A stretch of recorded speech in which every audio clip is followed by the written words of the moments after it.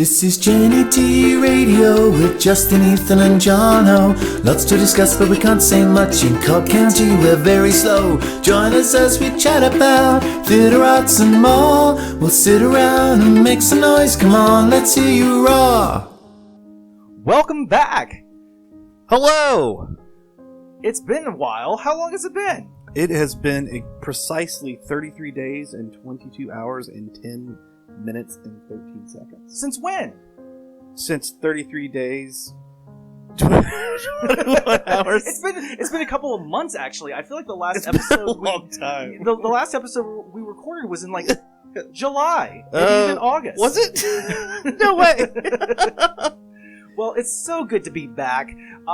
It's a gloomy Thursday today. However, it's all sunshine and rainbows at the Jennie T Theater. We definitely have a lot of lights on in here. Yeah. That are really substantial. For a little room that we record in, there's a lot of fluorescent lighting. The little room that is Jono's office. Yeah. How have you been, Ethan? I'm good. This makes me feel like my actual podcast, Interstellar Nerd Pod, that we do and then forget about and then come back and do and forget about. I think that's generally how most podcasts work. Yeah. We start with a great idea and then it just kind of like dissolves and now we're back because we have a little bit of a lull in our schedule. Yeah. So we're just wanting to catch up and say hello, everybody. Yeah, hello everyone. And Jono, what is this Tamagotchi character here? So Jono has a new child. So we all remember these little Tamagotchis from like the late 90s, mid 90s? Mid 90s. Maybe? I think so.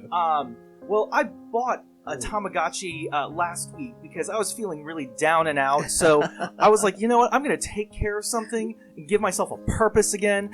So I bought a Hello Kitty Tamagotchi.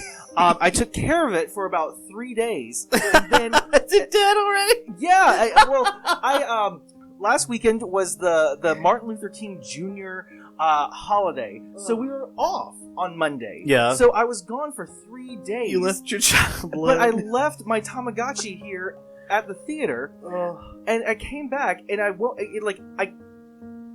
can't do anything with it because it's dead. How do you fix it? I don't know. What? Like maybe I have to reset it or something. But maybe.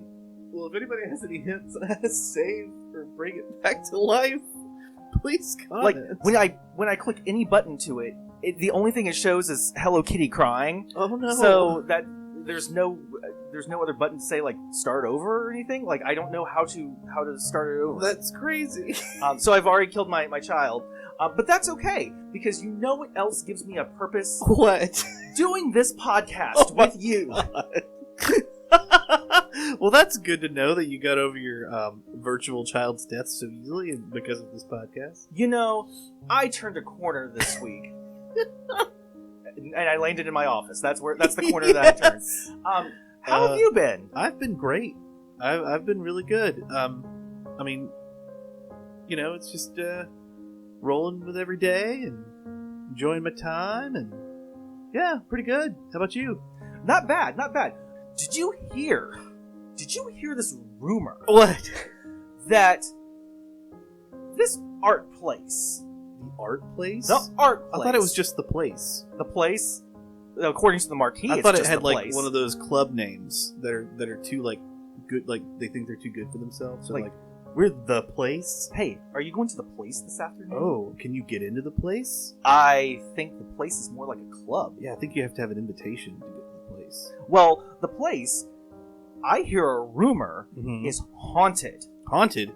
By a ghost. What kind of ghost? Good ghost, bad ghost? There's no other haunting that there could be. But yes, I hear... There could be a ghoul. A ghoul? Or some kind of... A zombie? Apparition. Well, the rumor is this ghost is actually from the 1930s. 1930s? And it was the disappearance of an art student. But here's the catch. Back in the 1930s, the art place, was not an art place. Oh, really? It was literally the place. It was a speakeasy. And an art student from a nearby college came to visit this speakeasy, and they disappeared in the middle of the night. That makes a lot of sense. There's a lot of secret passages and weird doorways and stairwells in that place. Yes. So it was very upon reading this, I was very shocked to see wow, that's a coincidence. An art student disappeared in the 1930s from a building that wasn't an arts facility. But no, I think we're getting back around. In 20 years we're gonna hit in 10 years we're gonna hit the 100-year anniversary. I think we might be seeing signs of this ghost reappear. Ooh, so it's going to get stronger as the years go by. I think so. And being that it was a speakeasy at the time, maybe you'll see them, smoking a cigar, and you might hear or you might see them if you turn on jazz music. Oh yeah, lots of jazz, but old jazz on a record. Yeah, the kind that's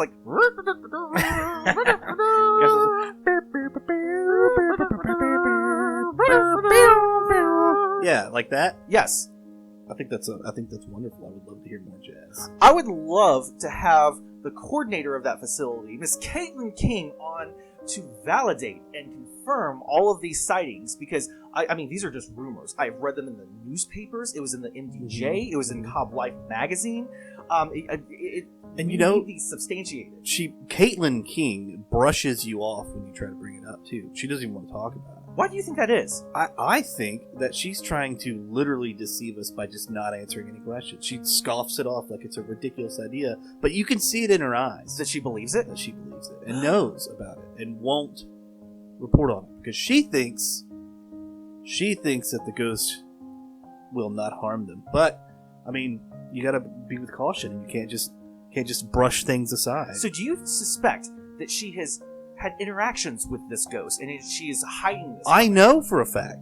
Oh. I know for a fact, because I've gone to that facility, and her door was closed, and no one in the office would talk to me for 5 minutes until she finished her meeting. There was no one else in there with her. Or do you think she was just talking to herself?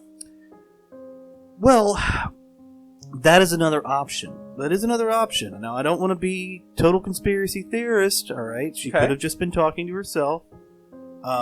She definitely wasn't on the phone. None of the phones were activated.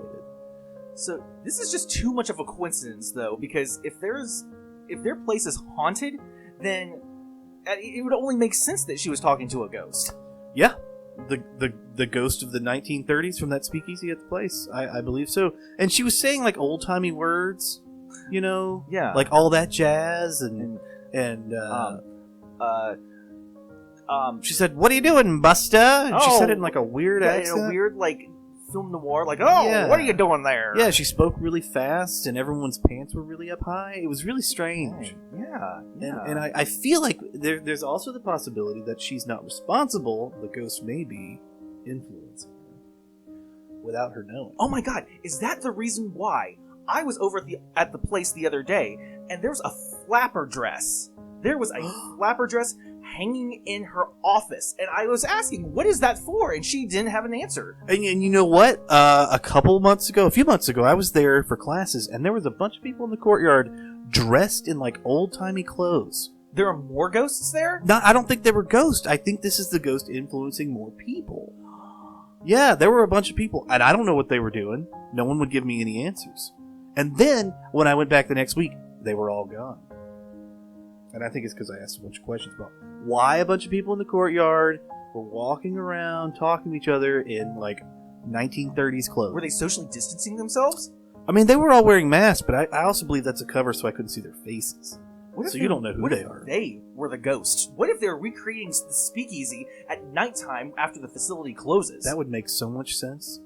That would make so much sense that the ghost is calling other ghosts to him. You said they're getting stronger. It's almost the 100-year anniversary. What if the reason why they aren't changing that marquee to where it says the art place, where they're keeping it the place, maybe they need to kind of keep that the same type of marquee, the same kind of wording and lettering to not disrupt and anger the spirits that live there. And more specific evidence, I couldn't agree more with you, by the way, and more specific evidence is when you go from the offices to certain areas of that building, it goes from really, really hot to super cold. There's cold spots. Especially in the black... Yeah, you noticed those? In the black box. In the black box. I can see my breath in the black box. In some of the art rooms. And it's really cold outside, too. So the whole area is just cold now. Yeah, it's like 30 degrees outside, so that means it would have to be colder than 30 degrees in the place. You notice that big drop in temperature too, huh? Yes. Me too. Every time I go, and sometimes when Caitlin's not in her office, it's very cold in there too. Like there's something waiting. I was asking her You know? the other day because I went over to see her during lunchtime, and I brought my lunch with me, and she said, I said, do you have like a refrigerator that I could put my lunch in while I wait? And she said, oh, no, it's okay. And she just set my bag of food on her desk. And I was like, well, that's kind of weird. My food's going to go bad. But you know what? When it was time to eat 4 hours later, my food was perfectly fine. It was at like refrigerator temperature? Yes! That makes so much sense now. Mm-hmm. Yep, that totally does. And, for her own good, for Caitlin King's own good, we might need to lock her in her office and do some tests. We might need to do some e-meters and some temperature checks and even, do some recordings all around the building. And maybe if we show her the truth, she can snap out of it. Because I think I want to give her the benefit of the doubt right here and now. Let's say it and I want to give her the benefit of the doubt. I think she's being controlled by this entity. Okay. That makes sense. We brought over ghost hunters to the theater when I first came on board. Maybe I can contact them to go back to the place and check it out. But do you think we need to? Do you think we need like a priest to go with them? I think for safety's sake, we will need one. We could be dealing with like A real professional. yeah. I mean, we could have an exorcism like at the place, Or at least someone ordained to do weddings. yeah. Someone with some spiritual power. Yeah, Also, that's wild. Also, we know these ghost hunters are for real because they came here and found nothing, and they confirmed it. Yeah. We know they're good at what they do. Yeah, because you would think theaters are haunted. Like, there are so many theaters that are haunted across the country. We're like, surely this one is too. But they actually said that no, this place was not haunted. And I was like, wow, y'all are usually like opportunists, and y'all would immediately go, no, this place is haunted. But they were telling the truth when they said that our place wasn't haunted. But that is a great idea to take them to the place. I think so, and I think it's a great idea to have backup in the spiritual form. We might even need a shaman of some kind to cover all our bases. Some sage. Yes, definitely some sage. A stake. Some Hail Mary candles. Yes. All the things that we might need. And the other thing I want to point out for our ghost hunters is everyone's doubting them. When they went up to one of our third or fourth floors, they were like, oh, it's just cold up here. This isn't ghost cold. So I can feel the difference between the cold in our building and the cold at the place. When you do go over to the place, you do get those chills. Not like cold chills, but like the little tickle that you have up your spine. Just that the hairs on the back of your neck. Exactly. So it's a very, very crazy atmosphere over there because we were at Sewer Mill and it was warm. It was warm in our lobby. It was warm at the art station. It's warm everywhere else. The art plate, even the library next door is warm. Yeah. And feels inviting. But you know what I feel like when I drive up to the art place? I feel like when you ever seen Amityville Horror? I have. When they drive up to that house and you see how foreboding it is? That's what I feel. And I can't help how I feel. And that's just, you get those tingles in that parking lot. And it's like you're being almost pulled in, not rejected. I know what you mean. Have you seen the security footage from, I think it was from Thanksgiving. There was security footage that the county pulled from the place. Not. Okay, so there was something going on there. I think they had like an evening class that went to like 6:30 or so. Well, this happened after the class ended. The video footage that was released to the police showed all the kids in the class leaving, and the building was locked up. And all of a sudden, you see this strange figure that kind of resembled Caitlin, but I cannot confirm that. And they were just like slowly walking the hallways. But here's the weird part. The timestamp at the bottom of the video was almost in slow motion. Like, she was walking, the spirit, whoever this was walking the hallways between the hours of 8 o'clock and 2 o'clock in the morning. So that is a good series of hours where they were just walking in very slow motion. But when you fast forward that video, it looks like they're walking in regular speed. And that's total evidence of some sort of possession or semi-possession. Those movements being hindered Yes! that way, in such a way. if you move them up to 1.5 speed and they look normal, that Yeah. means they're not working at full speed. They're working at half speed. Even a quarter speed, you know. Yes. Plus, I have heard of, something that also they hear like wheel noises, wheels in Yeah. the hallway, stuff like that. Well, like in this video, you can hear. I didn't hear wheels, but I did hear like children laughing, and we know that kids were not there because we Yeah, saw them all they being all leave. dismissed. So I don't know. We need to do some research because the art.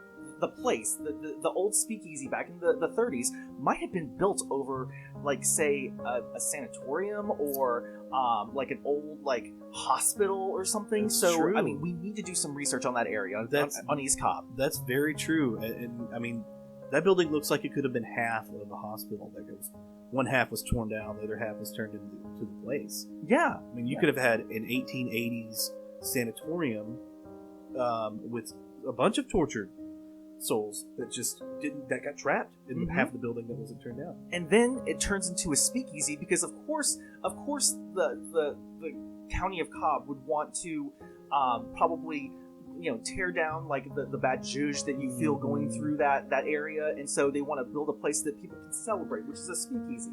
But then there's some pretty debaucherous things that can go on in speakeasies and little dive bars and stuff like that. Where else would you put a speakeasy except some sanatorium where no one wants to go? Yes, it's inviting.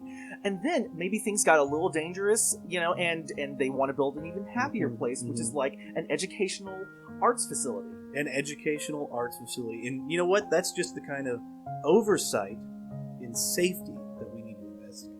Yes, and I do fully believe that it is a safe place to go. It is absolutely a safe place. I mean, they do some great programming over there, but the spirits that I feel over there and the drastic drop in temperature, it absolutely should be looked into. If I had a child, I would take my child to the place and let them take all the art classes they wanted, because it is a fabulous institution. It is a great facility. But there is that underlying mystery of this rumor that has been just exposed in the newspapers. I mean, it's more of a rumor now. It's got a lot of evidence, real evidence behind it to be an investigation. Yeah, Not just a rumor. absolutely. So tune in for episode 2, where we investigate in this new series of Jennie T Radio the mystery behind the place. The place.